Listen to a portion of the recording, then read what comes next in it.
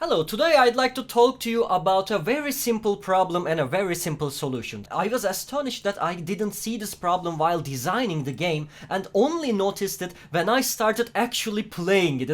It was so late and such a simple problem. So, in a multiplayer card game, if you just skip your turn without doing nothing, your opponent will do something and you will fall behind. But in a single player card game like this, if you don't like your hand, if you don't like your cards, you can just end your turn and end your turn until you have something that you like. Now that's not very healthy. We needed a solution and a quick one. So what we did was, you lose one random resource at the end of your turn. But it's not a healthy solution because you need to be excited about your next turn. If you lose something at the end of your turn, you will feel bad. It's kind of a negative feedback. It's not a good solution. It was just a small temporary fix. What we did in the long term was invent the trouble meter. So the trouble meter advances by 1 every time you end your turn. And at point mark 3, you get a random trouble. Let's see.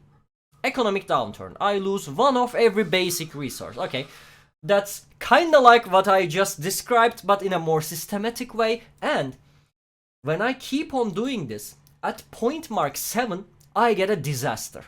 So it says, for 15 turns, you cannot play cards that generate electricity.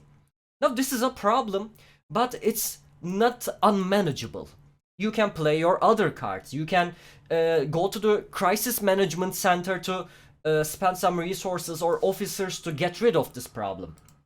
But what this does is, you are not being punished heavily for skipping your turn, but you are kinda punished. It's not ideal to skip your turn. If you are able to do something, it's beneficial for you.